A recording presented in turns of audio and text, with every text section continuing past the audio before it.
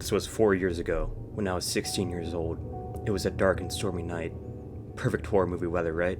I was home alone, just settling in with a massive bowl of popcorn, when I heard a strange noise coming from the kitchen. At first, I brushed it off as thunder, but then I heard it again, a distinct crunching sound. My heart raced. Curiosity battled with fear as I crept down the hallway, trying to silence the thump in my heart.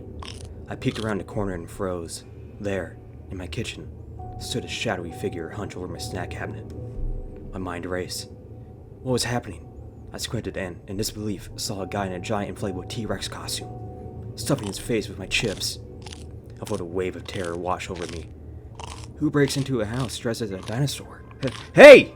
I managed to shout, my voice shaking. What are you doing in my kitchen? The T-Rex turned slowly, its tiny arms flaying a bit too much for my comfort. I'm just visiting, he said, a mouthful of nacho cheese chips. I stood frozen, trying to process the absurdity of the situation. You can't just break into my house and eat my snacks, I yelled, panic rising in my throat. The dinosaur's eyes widened. It seemed genuinely remorseful. But I was hungry. I thought I could be stealthy. Stealthy? You're in a T-Rex suit. This isn't a stealth mission. I felt my heart pound louder with each word. After a moment of awkward silence, I blurted out, Just finish the chips and get out!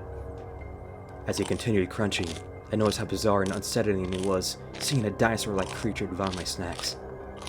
My mind raced with questions. Why was this happening? Was he some sort of snack burglar? Just then, I heard sirens in the distance, and his expression changed from hunger to sheer panic. Oh no! The snack police! What? I stammered, fear gripping me.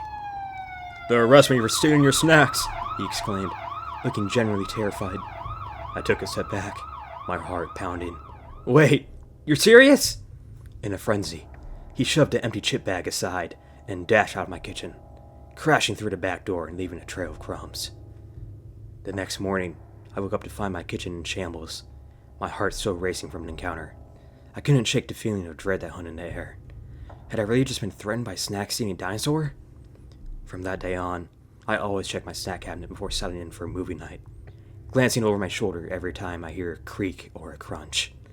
You never know when a hungry T-Rex might decide to crash your party, or worse, when the snack police might come looking for their thief.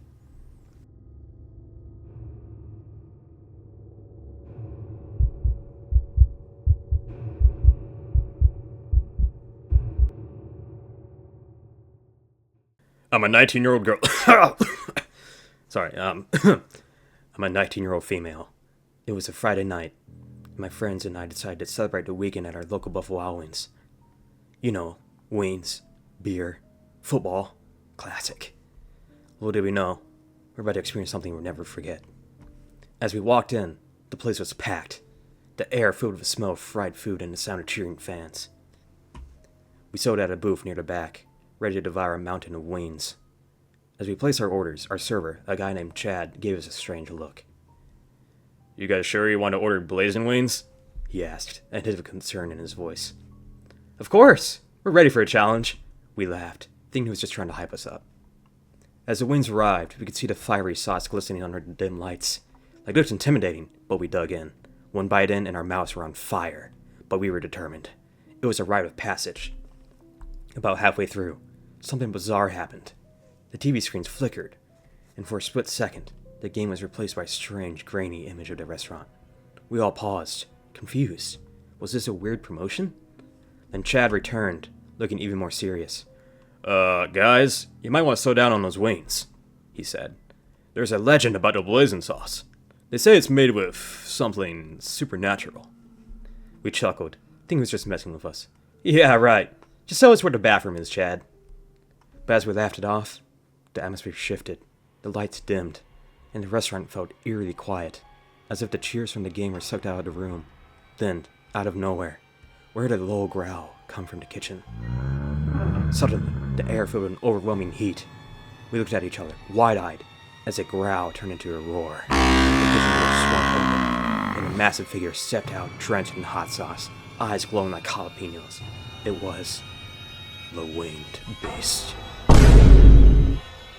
Chad, now pale as a ghost, shouted, "I told you!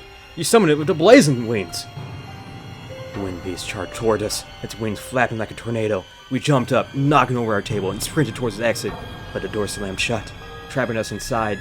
In a panic, we tried to escape through the back. The winged beast was hot on our heels, leaving a trail of spicy sauce and chaos. I grabbed a handful of napkins and tossed them like ninja stars, hoping to distract it. "It's working!" I yelled, as a momentary pause to swipe the flying napkins. We found a side door, and with one mighty push, we burst through it, tumbling into the alley. As we caught our breath, we looked back to see the winged beast still clawing at the door, unable to get out. We fled to our cars, laughing nervously as we drove away, wings still clinging to our fingers. To this day, we joke about that night of Buffalo Wings, but every time I see the place, I can't shake the feeling that the winged beast is still lurking in the kitchen, waiting for its next victims. So, if you ever order the blazing wings, just remember, some challenges are best left untouched, because you never know what might be hiding in that fiery sauce.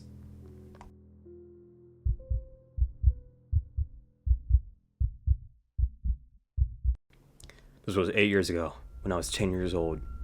It was one of those spooky October nights, the kind that's perfect for a horror movie marathon.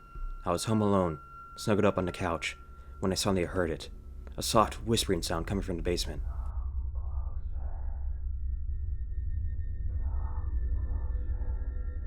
My heart sank.